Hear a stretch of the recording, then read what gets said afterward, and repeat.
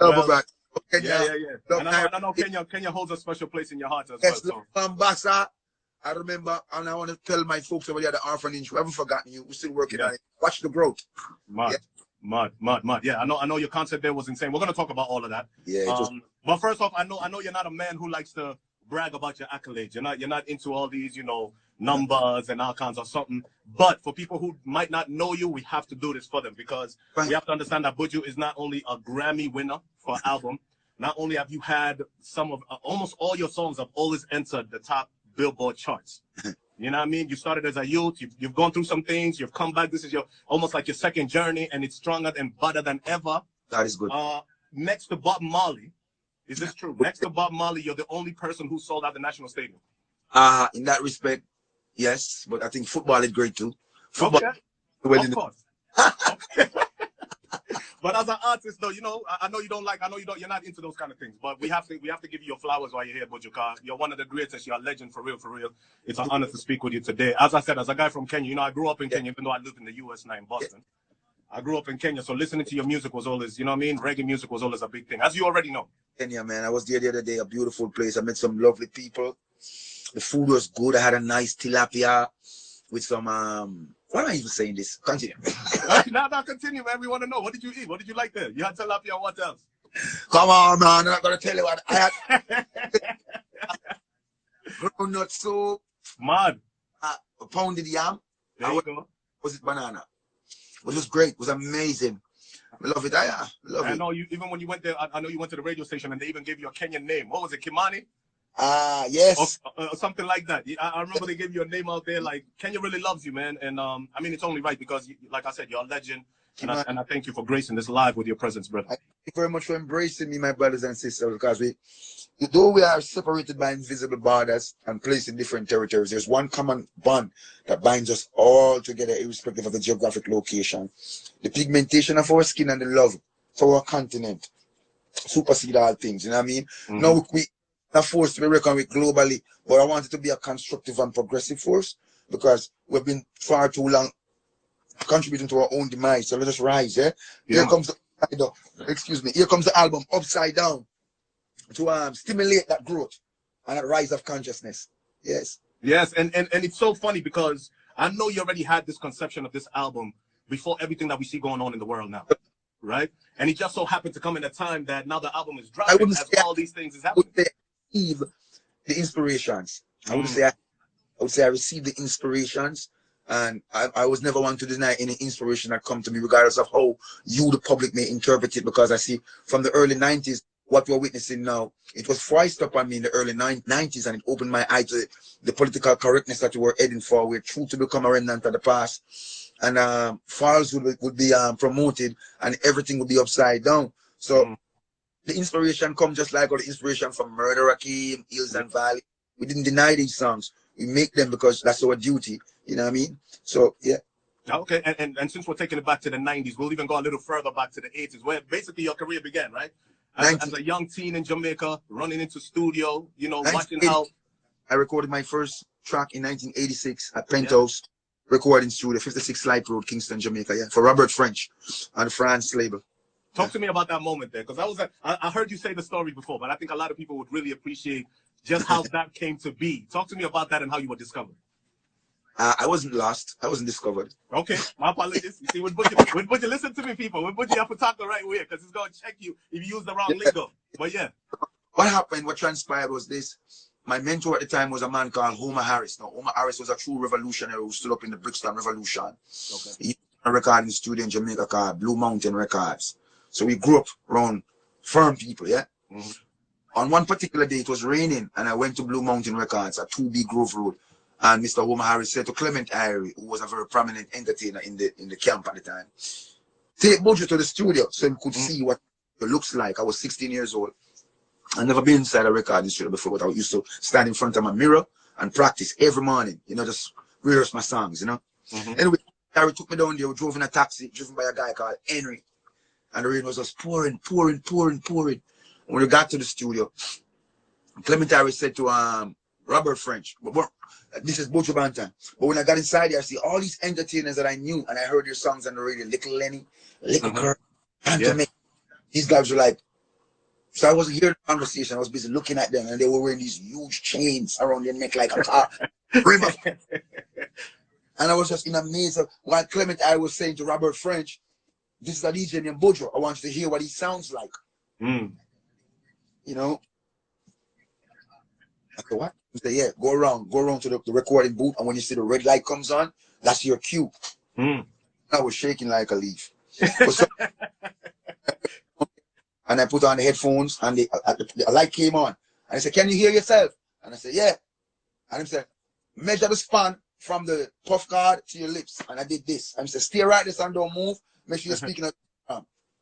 And the rhythm started playing. I comfort myself, close my eyes. When I opened my eyes, the song was done. And the whole shit was in. Wow. Of it. So I walk around and everybody want to, so where you come from, man? You know what I mean? So, in the city, man. Where your name, BUJU? Where you get the name from? That was basically my first entry, but that was way and far in between. That was a one song. You know, in a country like Jamaica, we have songs coming out every day.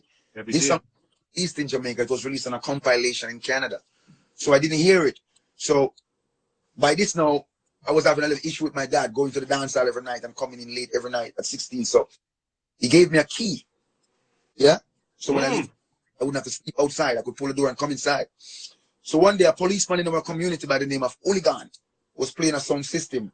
And the story goes, he called my dad and said, who's this singing? So my father couldn't tell my father it was me. So now my father really see why I needed a key, because I was really going to the studio and really trying to do music, passion. So that was my entry into the game. Wow, wow. So, and mind you, at that time, it was taboo. It wasn't a good thing to be an artist, whether it's reggae, dance, or anything like that. No, so ironically, every parent that I know who's from the African community, when children are growing up, they always foist upon you must be a lawyer, go and be a doctor, go and be this. Yes. But really, do they allow you to be what you want to be or what the Most High intended you to be? So in most ways, you're trained to be somebody else. So in my situation, it was different because we come from a poor home. We couldn't even afford to pay attention. So we trust on the guidance of the Most High. And that guidance is here to you for this conversation. Yeah, man, that's mud. At least, and again, big up to your father for seeing the vision and being like, you know what, this guy really has a purpose. Let's try to nourish it a little bit. Give him a little key so he can come back home whenever he needs to. That was good. That was a blessing. Now, you talk about going into the dance hall at 16, 17, or even 18. And that's really where, if you're a true follower of dancehall and reggae music, that's where you really become an artist. Yeah. We could talk about what's going on now in 2020 where, you know, man can just buy a laptop and go in the studio, buy a microphone and bang, bang, bang. But you really were part of that culture where you had to hone your craft and show your craft in at the dance hall. Yeah, we'd leave out on a Thursday. We had dance sometimes Thursday night, Friday night, Saturday night, and Sunday night. And we're back on the truck with the sound system, driving back to Kingston for the Monday morning. You know what I mean? You have to pack your clothes for the 4 nights. You know, you have to carry a lyrics book because you might be inspired on the truck. You know, and every night, new lyrics, because remember now, we were upcoming. You have stars who are these dances, who are getting paid to come to these dances, who drive their own car, or, you know what I mean? So we were like the starter. And when they leave, we have to keep the dance going. So you have got a whole heap of lyrics. Your lyrical content must be there. And dance starts in Jamaica like 9, 10 o'clock. Dance don't finish until the sun come up, 7 o'clock. Yeah. So you used to have famous guys who used to stay all night, like a singer like Josie Wales, a DJ like Josie Wales, and Red Dragon. When Red Dragon will come to a dance, he don't just come and spend half an hour and leave. He would stay until the sun rise and the people gather around. Just like Flowagan, they used to do Sanchez too. All of them used to do that, and I used to admire it, you know, because then I see a different side when I used to go to other dance like Metro Media, Peter Metro, Tanto Metro, them come and do them thing and they take time and leave. But, you know, but you have to, and the people, you have to know to entertain. You teach you how to entertain, teach you how to hold the microphone properly. Diaphragm, you never. A guy cover the diaphragm and say, turn it up, turn it up. Take your hand from the diaphragm.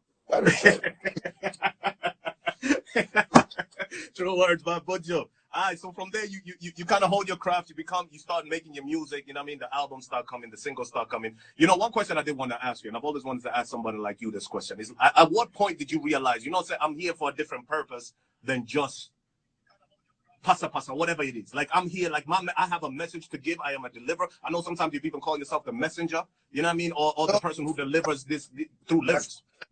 Lucian is the messenger, I am a servant. Sorry, yes man. Yeah, I am a servant of the people. There you go.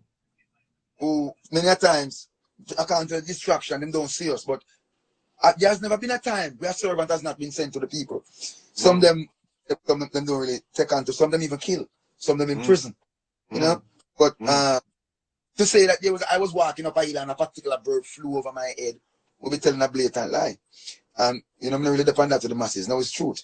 So we are all created equal. We're not equally appointed. Just keep it yourself.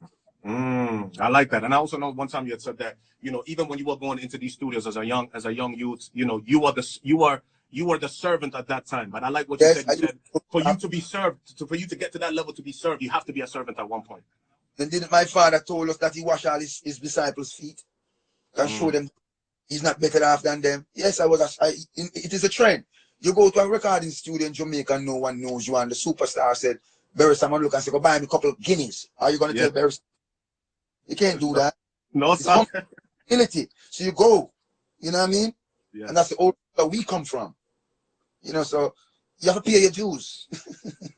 Now, do you feel like the new Jamaica, the new artists in that reggae space, in that dancehall space, are paying their dues? Do you feel like they really understand how to? In this dispensation, they are paying their dues in their way. You see, we have changed the dynamics and made a great sacrifice to move the music from a position where it couldn't feed us or it couldn't sustain us to a position where young men feel able and comfortable enough to tell their mom and their father that they're now in the reggae music dance industry. So it has improved and they're doing well. They're paying their dues too. But the word for them to do that. Yeah. And again, it's because of you guys, like you just said, paving that way and showing them. Now, how are you still showing these people, the young generation or the newcomers, like this is still the way we have to do things? Because I know you're very much about maintaining the integrity of music. In social programs, you know, like coming up as a young man, I bought my first bicycle for $15 in Jamaica. Okay. And that meant everything to me until it was stolen. We speak every day about crime and how can we build more prisons and how can we exterminate them and neutralize them. But I seldom hear anyone speak of how can we help the youth. Yeah? And I'm not talking about a bicycle either. Sustainable development, sustainable growth. I'm not one to take to the social media to announce what I'm doing when I'm doing things for people, because my father does not like that. You do things for people from here, not for the internet. Okay? So some things you ever say that is conducive for you to see and something you won't see, even though it is right and it is being done. You know what I mean? Because you don't show the people what you do for other people. You don't work like that. No, sir. And most of the time when people is doing that kind of behavior, it's more for, like you say, for the internet or what they call now clout. It's narcissistic, you know. It shows that your true intent wasn't really what you was doing, but to really get a mileage or some likes. Exactly. Just do it and do it from the heart. That is the upside down world we're living in now, where if you fall on your face before someone lifts you up, they try to video you to send you live. So and that's a good transition, because now Income Upside Down 2020, which again, like I mentioned in the beginning of this live, has come at a time.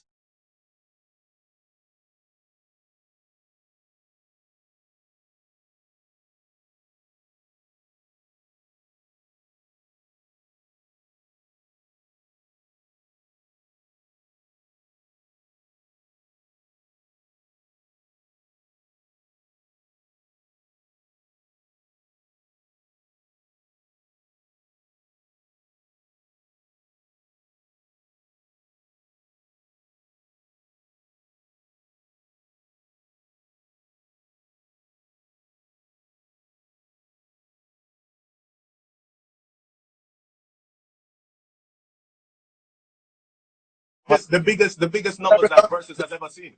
Rough time gathering people. So my brothers did tremendously well, of course. Of course. The music, yeah, great for the culture. So big up Beanie. Beanie's in the chat. He said big up to you. Big up Rodney Price too. Original. Yeah, man, I must.